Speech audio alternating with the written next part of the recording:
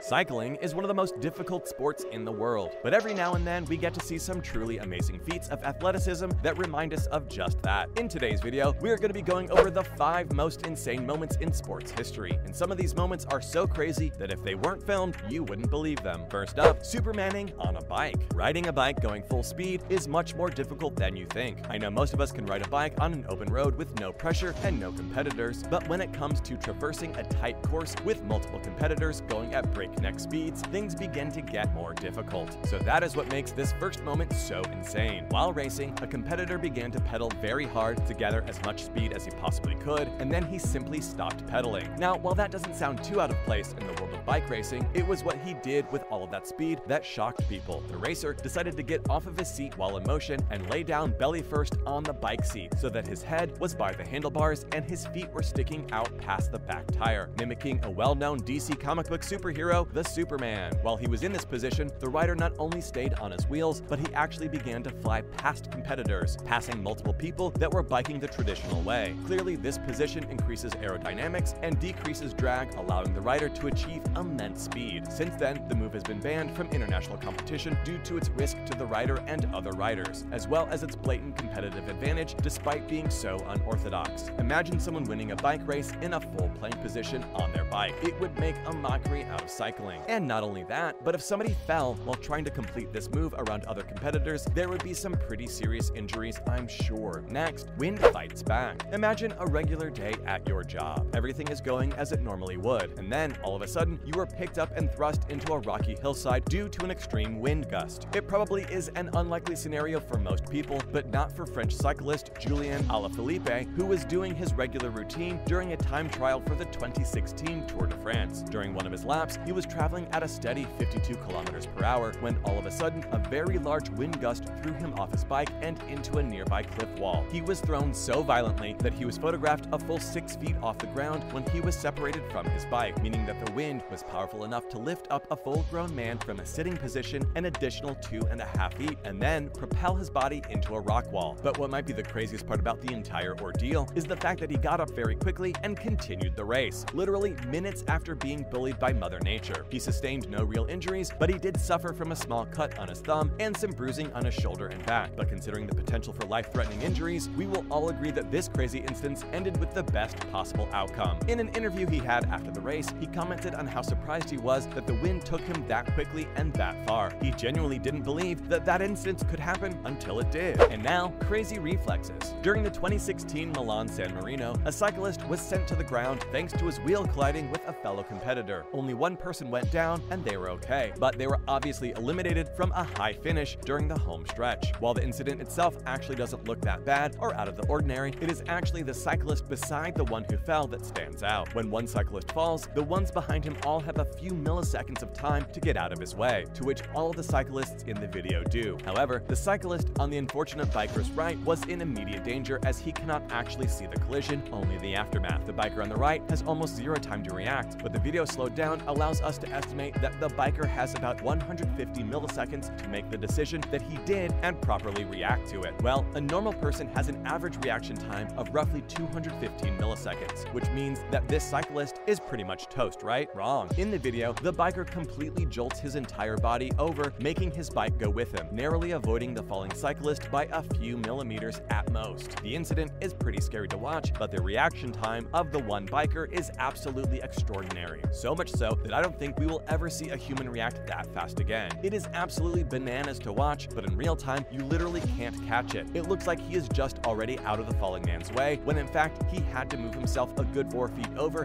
and he does it so quickly that you can't see it until the video is out in slow motion. It's a remarkable feat of athleticism that I truly believe we will never see again. Next, the mind is playing tricks on you. The photo finish is one of the most necessary inventions seen in cycling, as it literally has properly determined the winner of a race when the naked eye or a regular camera could not. However, it has been shown that the technology used makes the photos all have some very weird optical illusions that are pretty much impossible to explain. For starters, the road surface, regardless of the actual material, whether it be asphalt, gym floor, or something else, all looks like wood flooring. Even when the race is on a road, like the Tour de France, the ground always looks like artificial gym flooring, even though it's road. But the weirdest thing that the photo finish does is make the spokes of the wheels look curvy and bent, almost as if the riders replaced their spokes with spaghetti noodle doodles prior to the race. Fans of cycling have always been fascinated with why the picture always looks like this, so we're gonna break it down. A photo finish camera works much differently than a regular camera. Instead of taking one huge picture that is hundreds of pixels wide and hundreds of pixels long, a photo finish camera takes a single photo every few milliseconds, with each photo being 1 pixel wide but 1,000 pixels long. The photos are then all pieced together, creating a picture using thousands of little pictures like a mosaic. Imagine you shred a piece of paper, then find all of the shreds and put the piece of paper back together. That's essentially what the photo finish does, so that every pixel can be analyzed to determine the winner of the race. Well, the spokes all appear bent because the little photos that make a single image are taken at different times. So because the wheel is turning during the photos, the spokes are actually in different places in each photo. But because the picture and the wheel are going so fast, it just makes the spokes look bent. Cool, right? Lastly, a 1 in a million chance. During the 2002 Tour Down Under, Michael Rogers found himself in a pretty good position to take the race's overall lead. The breakaway group that he was in was certainly going to be the best in the entire race. However, when he was close to taking the lead, one of the escorting motorcycles collided with Rogers and destroyed his bike. Rogers pulled over to the side of the track and threw his bike down in frustration as he assumed that his replacement bike was still a few minutes away, essentially killing his hopes of winning the race. However, a fan from the sideline who brought his own bike kindly offered his to Rogers so that he could get back into the race. Rogers took it with 0 second thoughts and got back into the race literally seconds after losing his bike. But the craziest part, the bike that the fan gave Rogers had the exact measurements, brand, and parts as Rogers' original bike. The only difference was the paint job. What are the odds of Rogers getting crashed into by one of the motorcycles, then happening to crash near a fan who brought a bike, and then that bike being the same one as yours in almost every way? It is an insane situation that has never happened again and probably never will. But what is even more insane about this whole situation is that Rogers battled back in the first race and came in second, but made a huge time advantage, giving him the lead, and the next day he went on to win the Tour Down Under, with half of the race being performed on a stranger's bike. Well, that's all we have for you guys today on the channel. Thank you all so much for tuning in. We hope you enjoyed the content, and we will see you all in the next video.